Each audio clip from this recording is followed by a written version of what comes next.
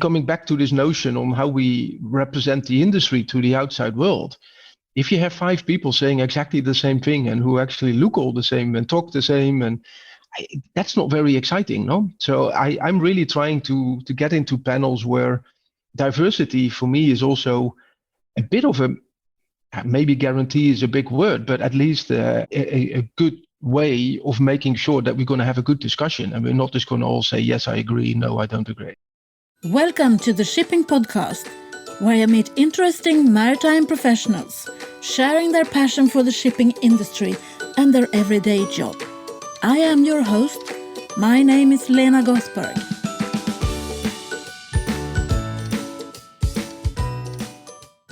Welcome to episode 182 of the Shipping Podcast. Whoever you are, wherever you are, thank you for tuning in. This is where we talk about the coolest industry on the planet and help raise the maritime industry's profile. During my years in the maritime industry, I have met many leaders. The profile of the maritime leaders has changed over the years, which I think is good. With new leaders, the culture also changes. I never thought I would hear some of the things you will be listening to in today's episode from a CEO in the maritime industry. It's nothing revolutionary, but it's different, and I like what I hear. I reached out to Dieleman, president of Cargill Ocean Transportation, after watching him take a stand not to be on a panel where only men were invited. That made such an impression on me that I went to the stage to shake his hand. So today, Jan is my guest on the Shipping Podcast. I hope you will enjoy our conversation. Welcome to the Shipping Podcast. Could you please introduce yourself? Hi, this is Jan Dieleman. I'm heading the Ocean Transportation Division in Cargill. And how did you come in contact with shipping? How did you actually get the bug? Oh, that's a long story, but I'll try to keep it short. No, I started as a typical Cargill trainee in 1990s in Amsterdam, and I was trading some of the grain products, which is very typical for our company. And I got this opportunity to go to Geneva, which was really the hub in trading. And they asked me if I wanted to join the shipping department there. And I was really thinking, okay, I'm going to do that for 2 years and be a fantastic trader in the end that doesn't only know the commodity, but also actually understands the supply chain. And when I arrived, this was in 2002, it was just fantastic. The market was kind of starting to roll. A lot of commodities were getting liberalized, so there was a lot of trading going on. We were growing very fast. And I hit this massive growth of China, which was happening at the time, with the peak in 2008, 2009. So I never looked back, and I really liked it. I liked the complexity. I liked the real physical aspect of it. And I just liked all the people that are kind of involved in that supply chain. So I stayed there till 2010. And then I had a stint outside shipping for 6 years in energy markets. And when I was asked back to come back and lead the ocean transportation in 2016, it was a very easy thing for me to do because there's a lot of passion for this industry on my side. So that's a little bit the shipping bug, how I got there. So what is your education? May I ask that? So I'm Dutch, and I moved around a bit. I did a master degrees in economics in Maastricht University. Spent half a year actually in Oslo, so I actually have a bit of a Nordic connection. Don't ask me my Norwegian because that has been dropping off a little bit. And after that university, I joined Cargill basically. I ask that question because I know it's a lot of young people who are listening to this, and so it's not really always that you end up where you thought you were going to be from the beginning, but still you need the education. No, I think you're absolutely right, and that's a conversation we're having a lot actually nowadays. Is I would never have thought that I would end up in shipping. I didn't even know I was going to be in the trading arena, and well, once you get exposed to that, you actually start seeing how interesting it is, and to be honest, a lot of things that we do is you don't learn this from a textbook. You don't need to go to a shipping university to be doing well in shipping, I think. So that was a big learning for me, and well, here I am.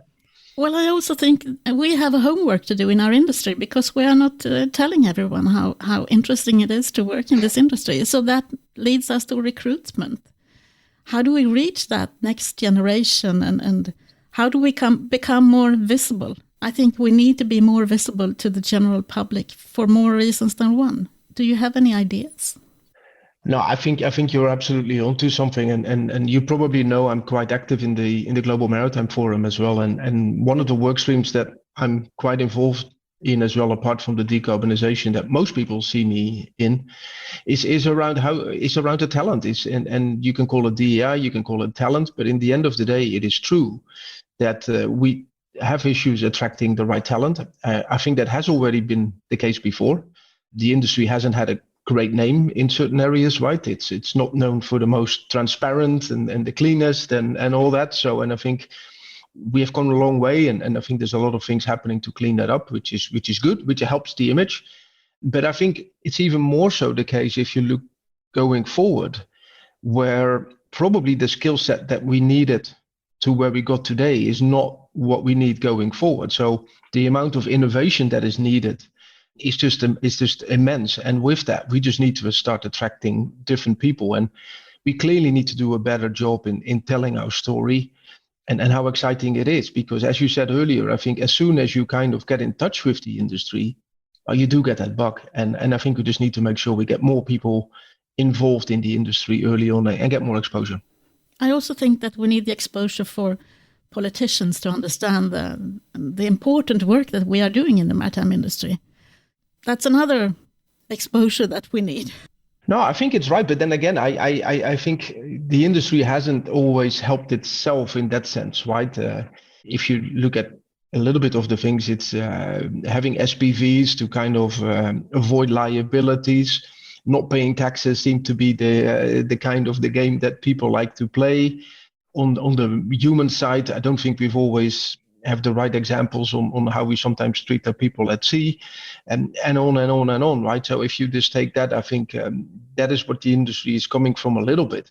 I do think we made tremendous progress in the last, say, 5 years in these aspects. And I think the majority of that is creating transparency. And I think what is also a little bit missing is a lot of the people that look at shipping don't understand the complexity and don't understand the vast kind of size of these operations. And I think if you start explaining people how it really works, I think we're getting a lot more credibility for what we're actually trying to achieve. And you can't just flip a switch and things are going to be perfect overnight. It's just unfortunately not the way it works. But we can work hard on making change, and that's what we're all trying to do, I think, at the moment. Yeah, I think you got an entire bunch of people in the industry who wants to support whatever initiative there is, because we all have the bug and we want more people to know about it. We are a bit tired of explaining to our dinners to our friends what we're doing. So let's do this together and make it a better, to build the brand in another way. I think that is important. No, I think it's absolutely true. And I think we have a good opportunity now, right? We have seen during the COVID period how fragile some of the supply chains are, right? And read the newspaper now, and shipping is probably more mentioned in the last 2 years than it was in the first 20 years, I would say. So I think, again, it's maybe not seen as positive because it's seen as a headache and supply chains and it's not working. But I think it does put the finger on certain things. And I think we have an opportunity to really tell the story a lot better, as you said. And I think with that comes role modeling, right? I think if you've got some very exciting, interesting people in the industry, well, let's put the spotlight on them. I'm doing that right now. Oh, thanks for that compliment. How do you see the future for the maritime industry? I think the whole society is going through a transition, right? And the main driver, I would say, is sustainability. And sustainability is many forms, right? I think a lot of times people mix up sustainability with decarbonization. And I think sustainability is more than just decarbonization. And so it's this whole trend of higher quality, more transparency, thinking about the impact that you have on the planet, on the societies, on the groups that you're touching. So I think we have a key role to play in there. So if society is going that way, shipping is going that way. And I'm actually pretty proud because I can still remember, say 5 years ago when we started a little bit talking about the green aspect in our business. And there were a lot of people telling us, well, it's never going to happen. We're outside Paris. Shipping is too complicated. And forget about it, right? And see where we are today, right? I think there's very few pockets in the industry that are still denying that we need to do something. I think the majority of the people are now sitting at the table and say, please, can you help me? Because I'm not sure what to do, which is coming from a very different starting point than the denying. So I think we've come a long way. So I think going forward, I think supply chains are going to continue to be extremely important. Moving goods around is going to stay very important to keep people out of poverty, to make sure that we keep progressing as a society. So I think shipping is a key cornerstone of that going forward. But with that also comes a key responsibility in doing that in the right way. And as I said earlier, it is not easy because we've built this system over the last 200 years. And it's very difficult to change that overnight, and it will take effort. It will take some pain, but I'm very upbeat about the industry going forward, and I think there's a lot of opportunities that come with it, which is also something me as a business person actually excites me.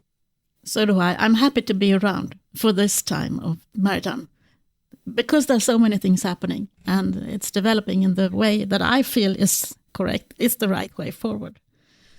So you are also active in a lot of organizations, I understand. The Global Maritime Forum, you just mentioned that, and RightShip and the Sea Cargo Charter. So could you talk a little bit about your role there in those different kinds of organizations?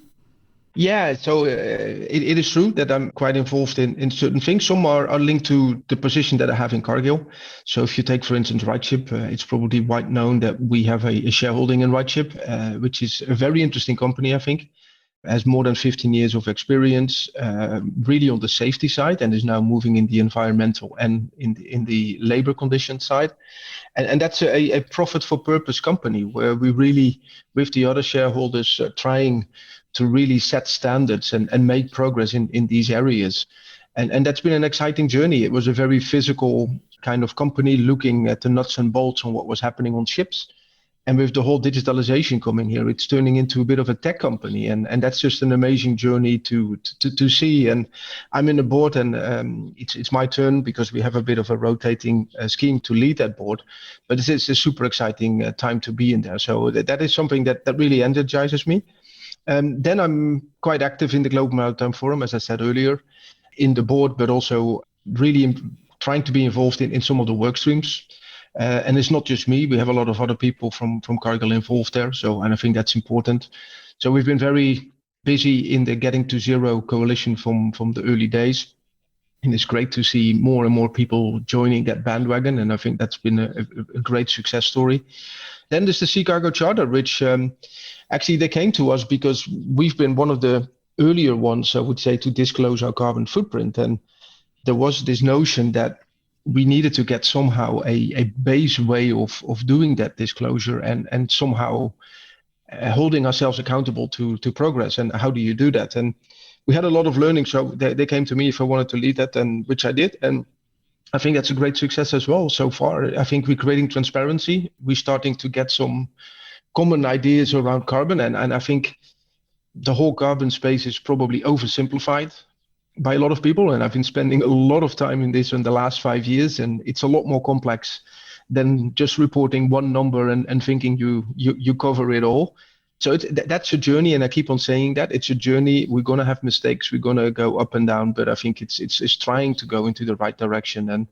And if you do a step back, at least make sure that you do 2 steps forward again, right? And I think that is something I've been playing quite a role in. And then we've been also involved in some of the other work streams, like the Neptune Declaration is one, and also we are doing some work on DEI, and there's some more news coming out of that over the next couple of months. So I'm trying to not only focus on what we do as Cargill, but I think if you're a leading company in the space, you also somehow need to lead in the industry on the sometimes not so easy topics.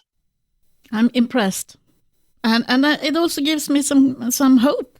I hope more of the industry leaders are thinking in the same way that you are in that. Well, I think the group of people which are willing to be active, I think is absolutely growing. I can just see that. And to be honest, there's also huge benefits, right? Also from a business point of view, if you're close to some of these movements, you kind of see early on where this is going, and you get some confidence in certain things, right? And I told you about the green story that we talked about maybe in 2016 when we started. We weren't really that sure how this is going to take place, or what the speed was going to be. And when you're involved in some of these initiatives a little bit closer and more intense, yeah, you start seeing what's really happening. So that's been a very big benefit for us. I think another thing that's been beneficial for us is if you are part of the conversation of these kind of things, you start building alliances with other people. And I think we've created a lot of new business opportunities. But last but not least, I think is also if you're out there and you're really genuine on trying to make a change, you actually attract a lot of talent. And I think that is something that I was really surprised with how many times we actually get people knocking on our door that want to work for us for what we do. And that's actually a big compliment, I think. I agree. I can relate to that. I get a lot of contacts from young people who are approaching me because I have a podcast, and I was the first one out with the podcast. And also we discuss change, as I am also interested in that, change and what's happening. And the first time I saw you more on stage was when you walked out of the stage at North Shipping a couple of years ago, because you were sort of protesting against the manner you were in. So let's talk a little bit about diversity, because that is also at the top of my mind. How did that come about? Yeah, no, it's interesting that you say that, because I still realize that was the case at that time. I think from a company point of view, we've been on the DEI story for a while. We're a big American company, private, so the different dynamics maybe than some of the public companies. But there's always been this notion that this is an area that we wanted to do something about. And this is not just around male female, but it's a broader discussion, right? So we've been on that, and at some point we were toying in the corporation around maybe being a bit bolder in some of the way we came across and how we would show up. And there was this notion around maybe we should not be participating in events if it's not diverse, because how can you say that you want to have diversity and then keep on just doing things the old way, which somehow didn't connect. So I really resonated to that, and I took that to heart, and I took it very personal. And I said, okay, that's what I'm going to do. And up to today, I'm extremely strict on that one. I'm flexible in a lot of ways, but people know that this is for me something that is just a line that I'm not going to cross. And I think it's been helpful. I see other people doing similar things, which I'm pretty proud about. But also, I think I was also a little bit tired, to be honest with you, to sit at the same panel with the same people talking about the same things and having the same views. And I was like, and coming back to this notion on how we represent the industry to the outside world, if you have 5 people saying exactly the same thing and who actually look all the same and talk the same, and that's not very exciting, no? So I'm really trying to get into panels where diversity for me is also a bit of a, maybe guarantee is a big word, but at least a good way of making sure that we're going to have a good discussion, and we're not just going to all say, yes, I agree, no, I don't agree. So I think that was a big thing for us, and I think the quality has gone up a lot, and I actually enjoy it, and I meet a lot of new people, which is great too. It made me happy, because usually I am among women when I discuss diversity. So I'm a little bit fed up with that, because it's not the women's responsibility to make this industry more diverse. We need to work together. I fully agree.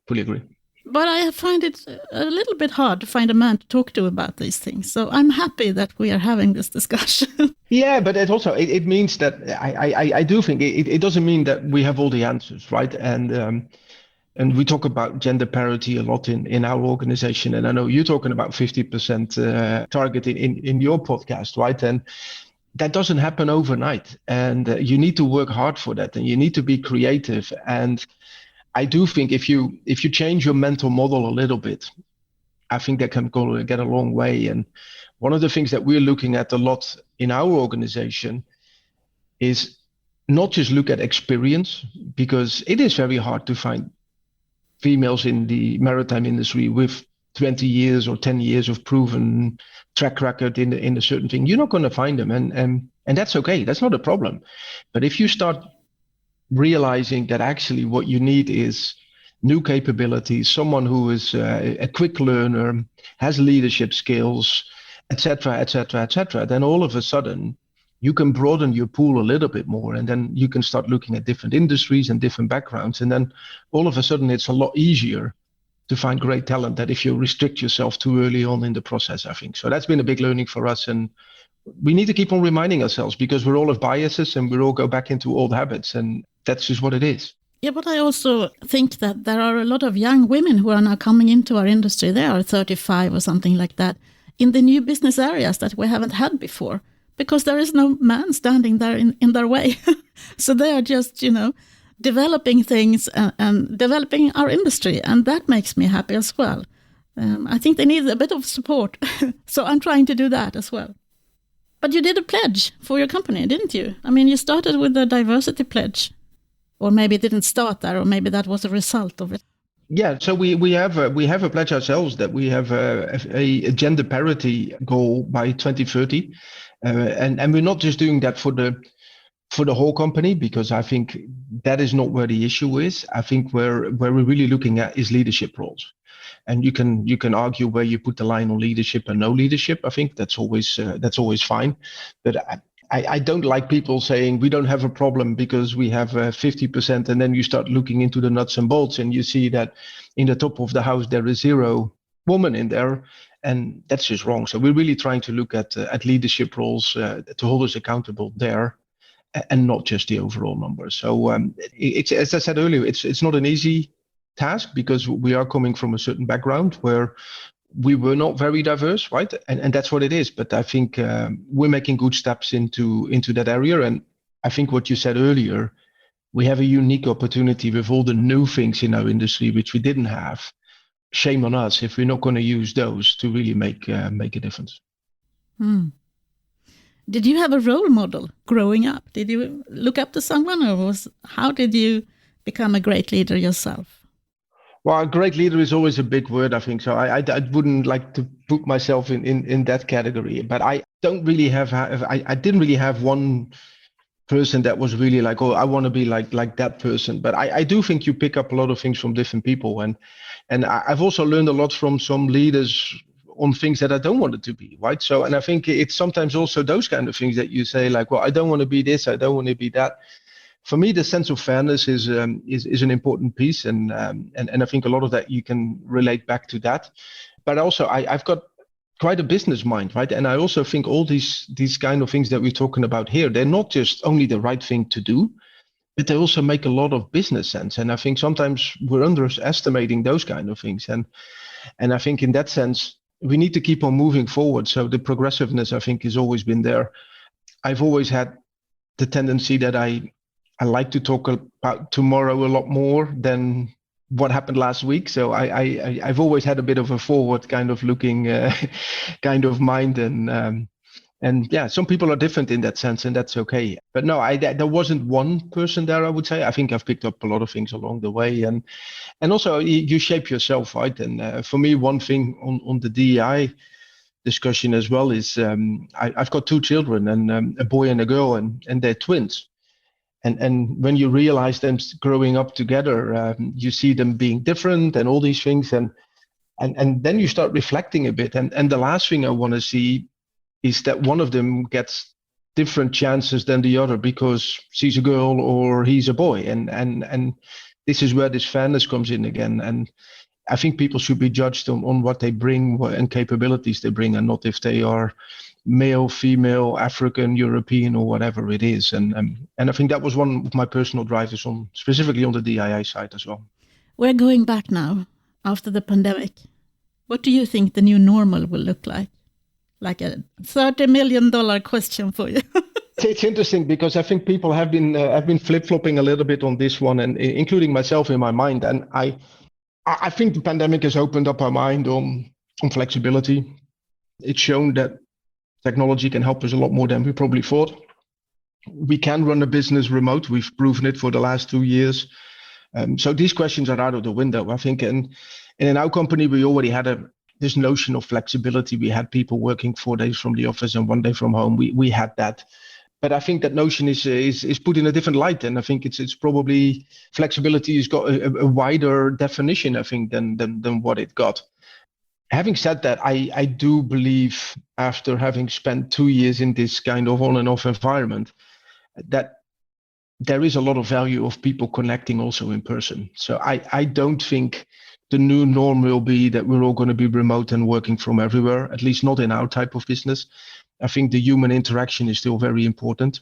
I think we've proven, as I said, that we can run a business. I think it's very difficult to build a business. I think it's very difficult to build a culture. It's very difficult to onboard new people in such an environment. So I think the new norm for us is going to be that I think we'll be in the majority of the times we will be in offices to some extent with a lot of flexibility around that. That's kind of where I think we're going to be landing. But yeah, there's clearly a broader definition of what flexibility means. And I think that's great. And resilience. I mean, look at our seafarers. They've just been delivering. It's amazing. Yeah, and I think this is another topic that's pretty close to my heart. And it is still, for me, mind-boggling that these people still don't have the essential worker status, which we all know they are, right? And that is something that just needs to get corrected.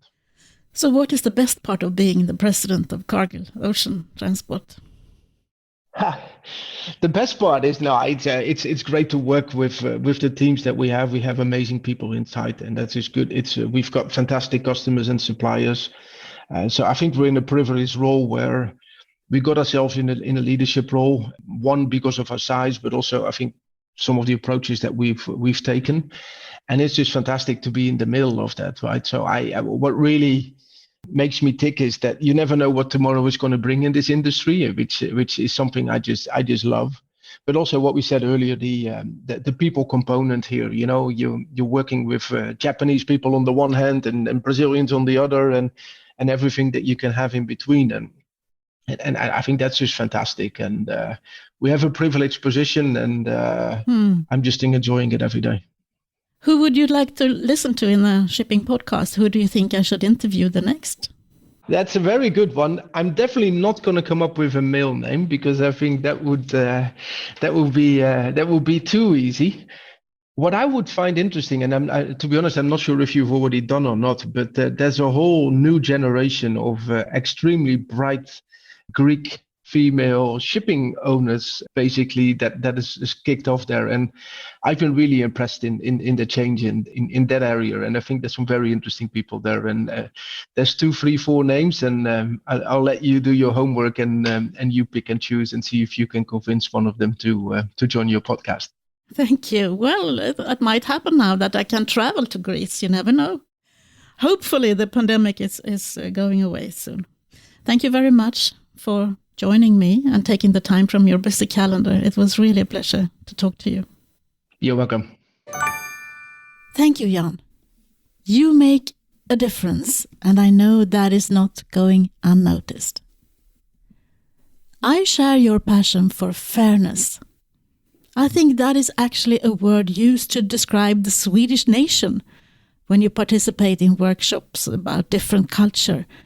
But fairness is important to me, and it's one of my core values. By being fair and equal, we can definitely make a difference. Thank you for listening to the Shipping Podcast. Go spread the word about the conversations held here and make more people listen to the maritime professionals sharing their passion for the maritime industry. We need to get a broader understanding of all the essential work that we are doing, and that we are an industry also undergoing change and making way for the future. Until the next time, from me to you, over and out. Thank you for listening to the Shipping Podcast. Don't forget to tell everyone that you meet that there is a shipping podcast available, and that they should download it and listen to the maritime professionals who are sharing their passion for the shipping industry.